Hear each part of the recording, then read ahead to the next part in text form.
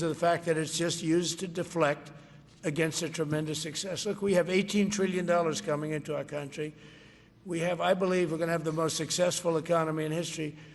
We inherited a mess. Now prices are coming way down. Gasoline is less than $2 in some states. $1.99, $1.97, $1.95 a gallon. $1.95. Think of that. A gallon. Nobody ever thought they'd see that.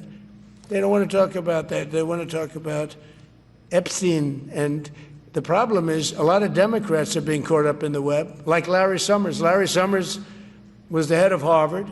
He's now been forced to resign from every board he's on, and he was thrown off the Harvard board. Now, he was at Epstein's Island a lot. I wasn't. I never went there, by the way. But fortunately, it's nice. But I never went there, but a lot of people did go there. Okay, so the White House is in full damage control mode right now, and what we're witnessing is something truly extraordinary. Donald Trump himself appears to be throwing his own FBI director under the bus to save his own skin. This isn't speculation, this isn't partisan spin, we're watching it happen in real time, and the implications are absolutely massive. Cash Patel, Trump's hand-picked FBI director, is now at the center of what could be one of the most explosive scandals of this administration. And here's the thing, Trump isn't defending him. Instead, the former and current president is doing what he does best, creating distance, letting documents leak, and positioning himself as the victim while someone else takes the fall. This is Crisis Management 101, except it's happening at the highest levels of American law enforcement, and it involves one of the most sensitive criminal investigations in modern American history, the Jeffrey Epstein case. Now, before we dive deeper into this, I want to address something important. You can't really trust mainstream media anymore. They're either too slow to connect the dots, or they're too worried about access to powerful people to tell you what's really happening behind closed doors. That's why we built this channel, to bring you real stories, real context, and no corporate spin. If you want to stay ahead of the headlines and understand what's actually happening in Washington, make sure you subscribe to the channel right now. We bring the news straight to you every single day. Just hit the subscribe button below to join us. And if you want to support this work and be part of a community that truly cares about the truth, this is your moment. Subscribe and leave a like on this video. Your support makes this possible. All right, let's get back to the video. You've seen most of the files. Who, if anyone, did Epstein traffic these young women to besides himself? And you said himself, there's no credible information, none. If there were, I would bring the case yesterday that he trafficked to other individuals. And Kennedy, the information we have, again, is limited. And Senator Kennedy said, the answer is no one. And you said, for the information we have. So is it your testimony today that in all the Epstein files, that Jeffrey Epstein trafficked no one to anyone but himself? Is that your testimony, Mr. I never Patel? said Jeffrey Epstein didn't traffic anyone else. Did he traffic any young woman to someone other than himself? That was Mr. Kennedy's question, Senator Kennedy's question. The information that 3 administrations have had access to have made determinations that there are no investigative leads that were credible to prosecute and investigate any others. I'm specifically stating whether it's your testimony today. Well, you just read it, and I said it 10 minutes ago, so let the record reflect my testimony. I just want to make sure there's no misunderstanding, because there are victims like Virginia Guifer who have testified otherwise, who have said otherwise, and you're telling the American people today that the Epstein list is a single name and it's Jeffrey Epstein. That's what we're to believe? That's not what I'm saying. That's what you're saying, and you can say whatever you want. Here's what happened. Earlier this year, Cash Patel testified before Congress under oath. He was asked directly about the Epstein files, specifically whether Jeffrey Epstein had trafficked young women to anyone other than himself. Patel's answer was clear and unequivocal. According to the files available to the Justice Department across 3 administrations, there was no credible information suggesting Epstein had co-conspirators.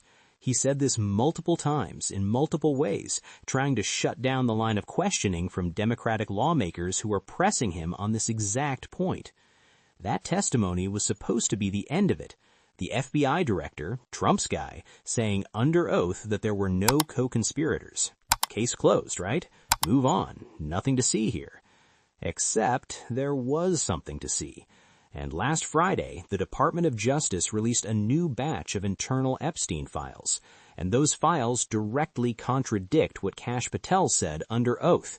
These weren't ambiguous references. These were internal DOJ and FBI emails explicitly discussing 10 co-conspirators connected to Jeffrey Epstein's trafficking operation. 10, not 0. 10 individuals who, according to internal government communications, were part of or connected to Epstein's network. And these weren't fringe theories or conspiracy posts on the internet. These were official government documents, internal communications between federal investigators, emails that discussed these co-conspirators by reference, if not always by name. The documents exist. They were always there. And Cash Patel, as FBI director, would have had access to them, which means one of two things. Either he didn't read the files before testifying to Congress, which would be an astonishing dereliction of duty for the head of the FBI, or he knew about them and chose to lie under oath, which is perjury, a federal crime. Here's where it gets worse. Because Trump isn't rushing to Patel's defense. There's no statement from the White House saying Cash Patel is a great public servant. He misspoke. We have full confidence in him. No. Instead, what we're seeing is strategic silence from Trump combined with selective leaks of the very documents that expose Patel's testimony as false. The DOJ released those files on a Friday afternoon. Classic timing for a document dump designed to minimize attention, but also designed to create just enough noise that people start asking questions. And the questions they're asking aren't about Trump anymore. They're about Cash Patel. This is Trump's playbook. When the heat gets too intense, when the scrutiny gets too close, you throw someone else into the fire. You create a new target. You let the media and Congress focus on that person while you quietly slip out of the spotlight. And right now, that person is Cash Patel. Republican lawmakers are starting to distance themselves. Some are openly questioning whether Patel's testimony was accurate. Democrats, meanwhile, are preparing to hold him in contempt of Congress if he doesn't clarify his statements or if the DOJ doesn't release the full unredacted files. Both parties, for different reasons, are now circling Patel. And Trump is letting it happen. Now, let's break down what this actually means, because this isn't just about one guy lying to Congress. This goes much deeper. First, understand that the Epstein case is politically radioactive. It touches people across the political spectrum, across industries, across international borders. Epstein's network included politicians, business leaders, academics, celebrities, and for Trump specifically, this is deeply personal. He and Epstein were close for years. There are photographs, there are flight logs, there are witness statements from people who saw them together at parties in Mar-a-Lago in New York. Trump has tried to downplay this relationship for years, saying they had a falling out, that he barely knew the guy, that he never went to the island. Standard deflection. Here's what happened. But the problem for Trump is that every new release of Epstein documents brings the risk of new information, new photos, new emails, new testimony from survivors or witnesses who saw Trump at events with Epstein. And that's the nightmare scenario for this White House. Not just the political fallout, but the legal exposure. If there are co-conspirators, and if those co-conspirators start talking, either to investigators or in civil lawsuits, then there's a very real chance that Trump's name comes up in ways he can't control. That's why the initial strategy was to minimize the files, redact everything possible, and have Patel testify that there were no co-conspirators. If there are no co-conspirators, then there's no one to implicate Trump. The story stays contained. But that strategy just collapsed because the files are out there. The emails referencing 10 co-conspirators are public, and now Patel is the one facing perjury allegations while Trump gets to say, I didn't know. My FBI director told Congress one thing. Turns out the files say something else. That's on him, not me. It's brilliant in a cynical way. Trump creates separation between himself and the scandal by letting Patel take the blame for the cover-up. Second, this has massive implications for the institutional credibility of the FBI. Cash Patel was supposed to be Trump's loyalist at the Bureau. He was installed specifically to protect Trump's interests, to reshape the FBI in Trump's image, to prioritize investigations that help Trump and bury the ones that don't. That's not speculation. Trump said as much during the campaign, talking about how he needed people he could trust in key positions, and Patel delivered. He opened investigations into Trump's political enemies, he downplayed or slow-walked cases involving Trump allies, and he testified to Congress in ways that protected Trump on Epstein. But now that testimony is blowing up in his face, and if Patel gets charged with perjury, or even if he doesn't but his credibility is destroyed, then the FBI is left in chaos. You'd have an FBI director who can't testify to Congress because no one believes him. You'd have ongoing investigations that are now tainted because they were led by someone who demonstrably lied under oath. You'd have agents inside the Bureau who are demoralized, who join the FBI to pursue justice, not to participate in political cover-ups. This isn't just bad for Patel.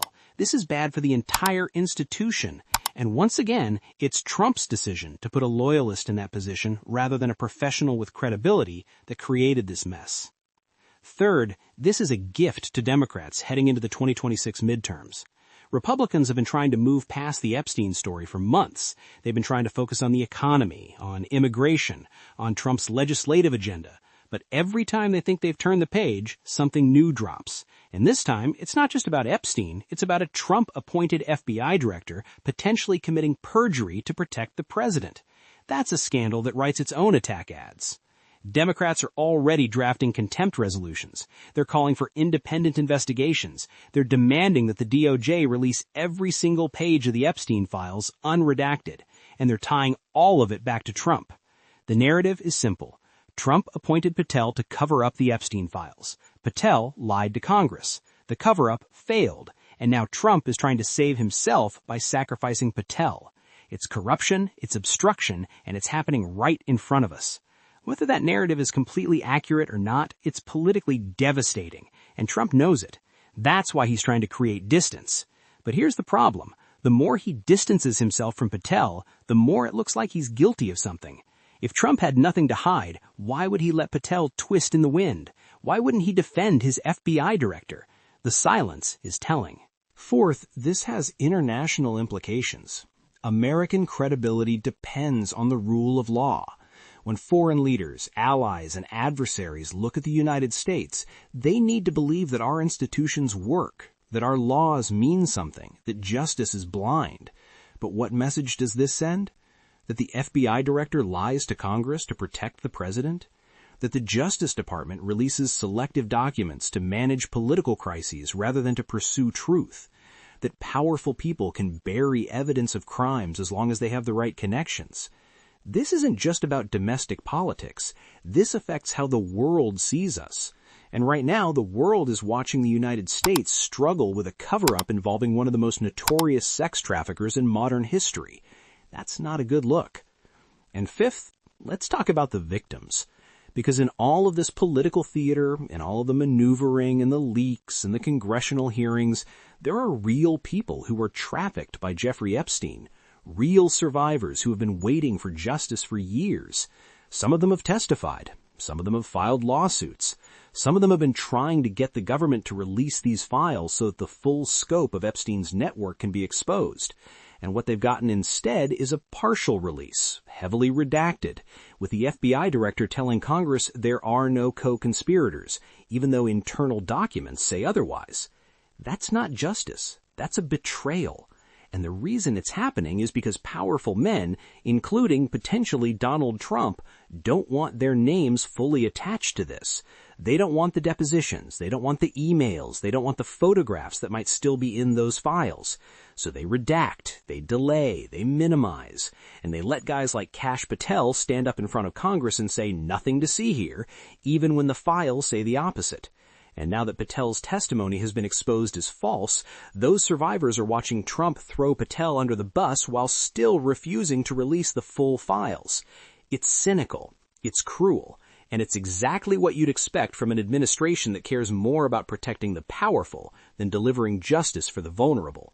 So here's the bottom line. Donald Trump is in crisis mode, and he's using Cash Patel as a human shield.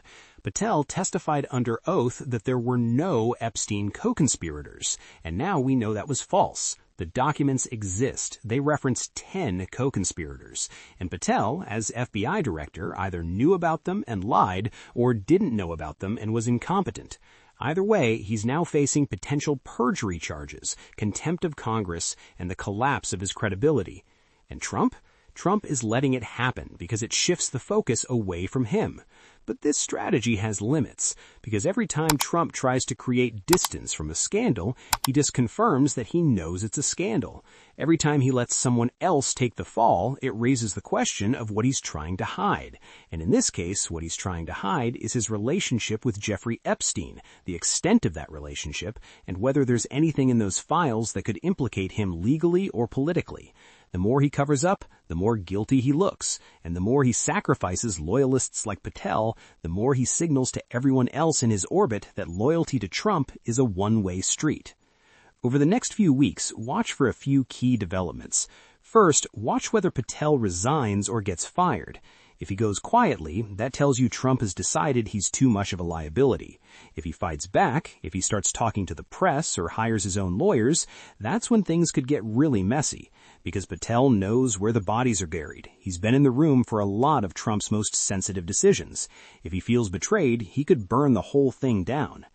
Second, watch whether Congress moves forward with contempt proceedings. Democrats are pushing hard for this, and some Republicans are nervous enough that they might join them. If Patel gets held in contempt and refuses to comply, that's a constitutional crisis. It's the FBI director defying Congress, and that would force Trump to either back Patel, which puts Trump back in the spotlight, or cut him loose entirely, which makes Trump look weak and disloyal. Third, watch what happens with the rest of the Epstein files. The DOJ released some documents on Friday, but most of the files are still redacted or unreleased. Senate Majority Leader Chuck Schumer says Democrats are exploring legal action to force the release. House lawmakers from both parties are talking about holding Attorney General Pam Bondi in contempt if she doesn't comply with the law that mandates these files be made public. If those files come out unredacted, and they contain more information about Trump, about co-conspirators, about the scope of Epstein's network, then this whole scandal reignites, and Patel's false testimony becomes Exhibit A in a larger cover-up. And fourth, watch Trump's own behavior. If he keeps deflecting, if he keeps talking about how great the economy is doing while refusing to address Epstein, that tells you he's scared. If he starts attacking the people pushing for the files to be released, calling it a witch hunt or a hoax, that tells you he's in full defensive mode.